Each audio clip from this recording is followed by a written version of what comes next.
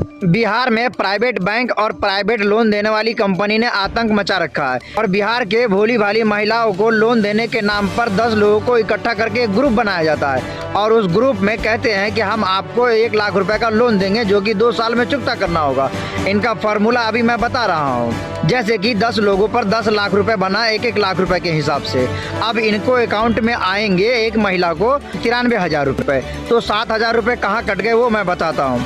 3,000 रुपए कट गए इंश्योरेंस के और 4,000 से 3,500 के बीच में कट गए फर्स्ट महीने की किस्त, जो कि आपको पहला महीना जिस महीने में लोन मिलेगा उसका दूसरा महीना जो होगा उसमें आपको लोन रीपेमेंट नहीं करना होगा। तो इस तरह से 7,000 रुपए कट गए इनके और इनको चुकता करना है पूरे 1,20,000। तो मिला कितना 93,000 रुपए और लोन कितना पास हुआ 1 लाख रुपए, जो कि 7,000 रुपए पहले कट गए इंश्योरेंस के नाम पर और पहली किस्ती के नाम पर और लोन रीपेमेंट होना है 1,20,000 रुपए। तो टोटल पेमेंट इनको कितना देना होगा 27,000 रुपए एक्स्ट्रा, मतलब 27,000 रुपए ब्याज देना हुआ इनको।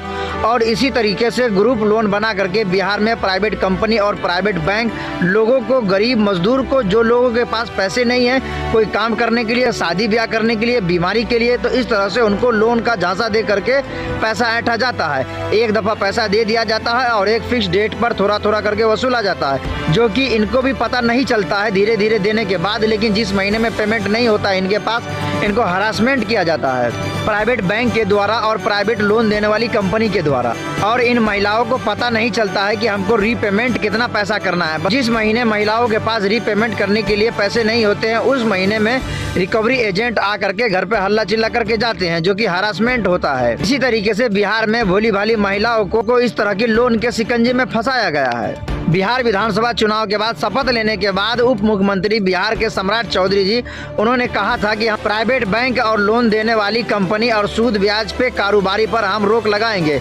जो कि इस बात को बोले हुए 1 महीना हो गया, अभी तक कोई कार्रवाई नहीं हुई है।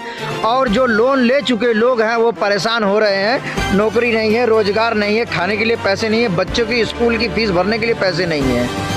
और लोन रिकवरी वाले बीच बीच में 1 तारीख से 5 तारीख के बीच में घर पे पहुंच जाते हैं लोन रिकवरी करने के लिए, जो कि इस तरह से बिहार में महिलाओं का हाल है। लोन लेने के बाद चुकता नहीं कर पाते हैं और इस तरह से हरासमेंट किया जाता है लोन रिकवरी एजेंट के द्वारा। आप लोगों को कोई भी बड़ा काम हो तो आप अपने काम को थोड़ा डिले कर सकते हैं और जहां से भी हो वहां से पैसे कमा करके कोशिश करें कि पूरा करें उस काम को।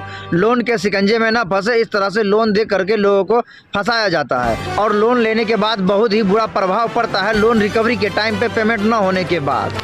आप लोगों से यही उम्मीद करेंगे कि इस तरह के शिकंजे में न फंसे और बिहार के उप मुख्यमंत्री साहब ने जो फैसला लिया था उस पर कार्रवाई नहीं की है, तो उनसे भी यही उम्मीद करते हैं कि जल्द से जल्द इन प्राइवेट